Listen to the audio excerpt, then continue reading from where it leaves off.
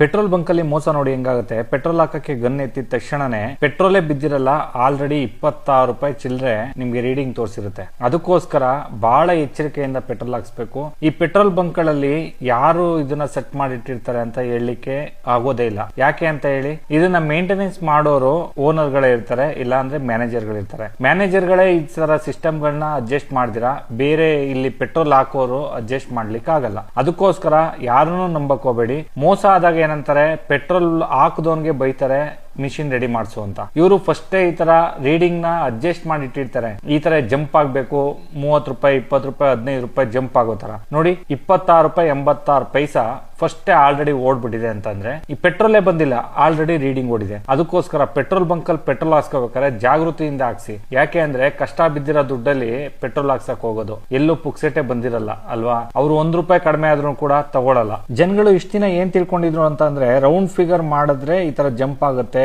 ನಮ್ಗೆ ಮೋಸ ಆಗುತ್ತೆ ಅಂತ ತಿಳ್ಕೊಂಡಿದ್ರು. 100 200 50 ಈ ತರ ಹಾಕ್ಸೋದ್ ಬೇಡ, ಇನ್ಮೇಲೆ ಹಾರ್ಡ್ ಆಗಿ ಹಾಕ್ಸೋಣ. ಹಂಗಂದ್ರೆ ರ್ಯಾಂಡಮ್ ಆಗಿ 115 120 117 ಈ ತರ ಏನಾದ್ರು ಹಾಕ್ಸೋಣ ಅಂತ ಹಾಕಿಸ್ತಾ ಇದಾರೆ ಇವಾಗ. ಆದ್ರೆ ನಾವ್ ಎಷ್ಟಕ್ಕೆ ಹೇಳಿ ಅಲ್ಲಿ ಟೈಪ್ ಮಾಡಿಸಿದ್ರು ಕೂಡ ಅದು ಫಸ್ಟ್ ಗನ್ ಎತ್ತಿ ರೀಡಿಂಗ್ ಇದು ಓಪನ್ ಮಾಡ್ತಾರಲ್ಲ ಗನ್ನ ಪೆಟ್ರೋಲ್ ಹಾಕಕ್ಕೆ ಅಂತ, ಅವಾಗ್ಲೇನೆ ಈ ತರ ಜಂಪ್ ಆಗುತ್ತೆ. ಎಲ್ಲರೂ ಹುಷಾರಾಗಿರಿ. ಒಂಚೂರು ಗನ್ನ ಮೇಲ್ಗಡೆ ಕಿಟ್ಕೊಂಡು ಹಾಕಿ, ನಿಮ್ಗೆ ಪೆಟ್ರೋಲ್ ಬೀಳುತ್ತೋ ಇಲ್ವೋ ಅನ್ನೋದು ಗೊತ್ತಾಗುತ್ತೆ.